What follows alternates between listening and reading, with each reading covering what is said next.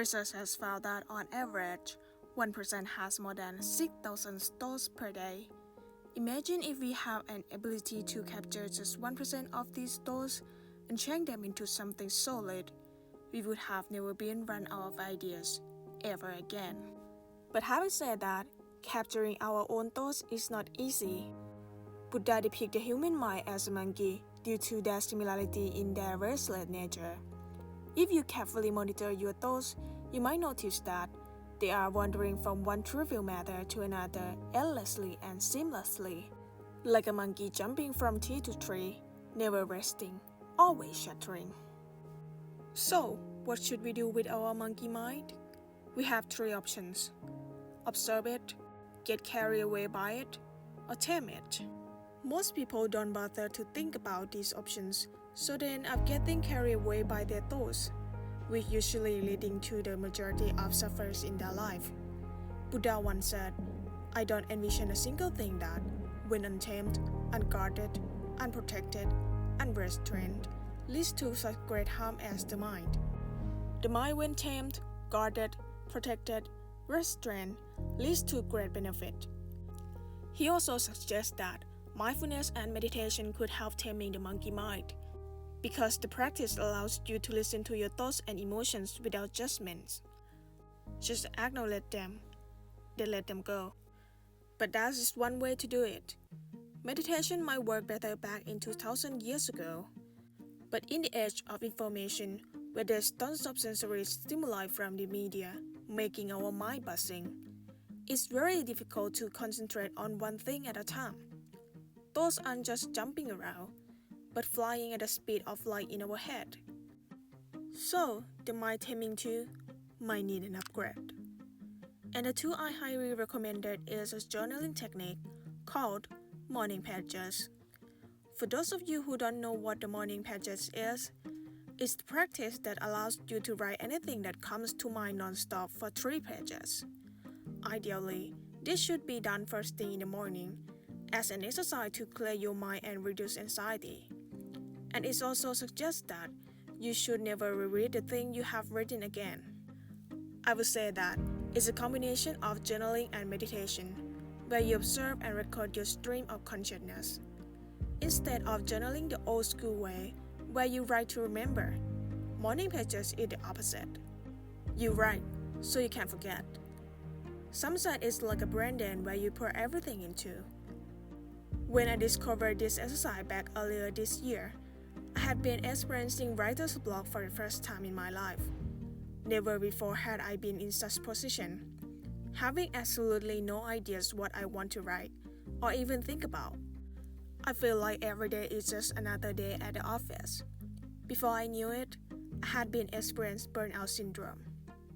Although I have been journaling every day since May 2013 as a way to reduce my anxiety, but I recently realized that it's not effective anymore. Why? Because I have changed my journaling style to be more intentional on what I wrote in my diary. Why is that a problem, you may ask? Well, let me first tell you my story. When I first started journaling, it's all about writing anything that came to mind, mostly negative emotions on a piece of paper, just to escape from my thought loops.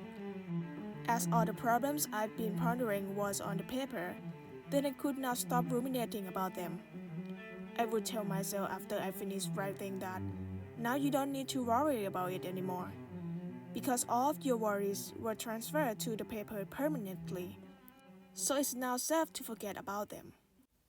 Turned out that this method proved to be successful as an effective way to release my stress and reduce my anxiety.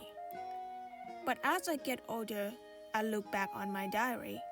It was full of toxic thoughts and swear words. I can't bear rereading it, as I was ashamed for being such a pessimistic and cynical kid. So much that I made a vow to myself on the 1st of January 2019 that I would only write positive sentences on my journal and keep the length to be no more than 5 lines per day. By intentionally not giving negative thoughts any attention, I became more optimistic and more self-confident. It was such a great feeling, as if the world is my oyster. But there's always two sides of the same coin. Wherever there is light, there is also shadow. What I did back then was only looking on the bright side of the life and hoping that the shadow will be disappeared. Suppressing the unpresent emotion is like sweeping dust under the carpet. The dirt has never been gone away. The anger, anxiety, and depression are still there, lurking and waiting for the day you feel most vulnerable to be exploded all at once. But in my case, it's slow burn. Passion and gratitude had been overused, and I became indifferent to them. Every day is just the same boring, colorless day, where I wake up at 7, go to work at 9, and get home at 6, repetitively and endlessly like a broken record. That's when I realized that I had been experiencing burnout, but had no ideas how to cope with it. Until 6 months ago, I was introduced to a Thai podcast called Rewrite by my sister, as I had complained to her about my writer's block. The show is about unleashing the writer's mind by a free writing technique. And there's an episode where the hosts were talking about morning pages. That was the first time I have heard of the term, but as you might have guessed, I recognized the concept immediately because it resembles my old journaling style. And for some reason, it struck me that, yes, this is it. The cure for burning might be this. It dawned on me that my mind has always been yearning for a page long of thought pouring, not just 5 lines a day entry. So I gave morning pages a try. On the following day, I asked a change of pace, and I changed some of the rules so that it suits me best. The rule is, there are no rules. Yup, you heard it right. There shouldn't be any rules limiting on your pouring of thought. But if you have never done this before and have no idea how to start, I could give you some of my personal tips. Tip number 1, be mindful on what you write. Personally, I believe that being mindful is the way to improve my clarity. So instead of writing non-stop for 3 pages without thinking as they suggest, I would write mindfully with some pausing time to process my feelings and my thoughts first, and then try to describe them in short sentences or a few accurate words. This practice helps me raise mindfulness and thus enhance clarity much better. Tip number 2, writing length is depend on time available. Normally, I only write for half an hour or just 1 page long each day. This is because I don't have much time to write and my handwriting is small and compact, so 1 page is enough for me. I might even write less than half of a page if I woke up late. So my tip is do some experiments to see what writing length is suitable for you. Tip number 3, there are no rules on what to write. There's no right or wrong way to do it. For me, morning pages is like a place where you pour your stream of consciousness into. So you could put down everything you think of. And by everything, I mean anything that crossed your mind at the very moment when you hold a pen. It could be your dream from last night, some random facts or flashback memories that occur to you out of nowhere, your record of what happened on the previous day, or even your future plans and concerns. Morning pages has helped me lift the fog from my brain and clear out whatever on my mind. But my clarity isn't the only benefit from it. This exercise also helps me foster creativity as a writer and encourage motivation to carry on with my passion.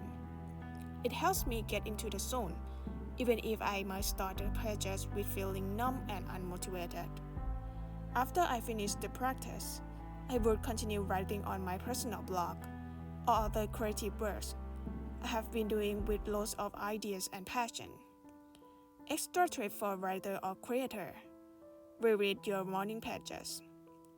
Try rereading your previous morning pages, then extract the good parts into your idea notebook for later use.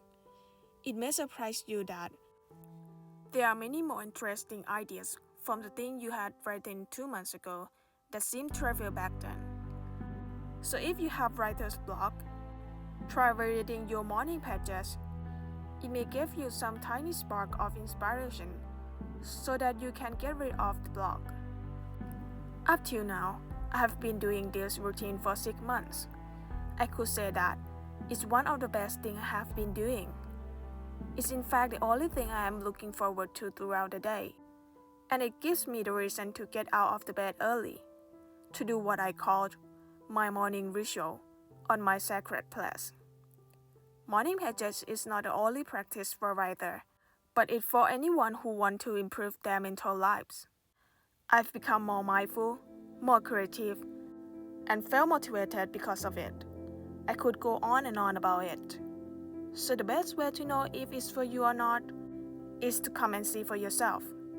You have nothing to lose, but everything to gain. Why don't you give it a try? It may be good or bad, but that's for you to decide.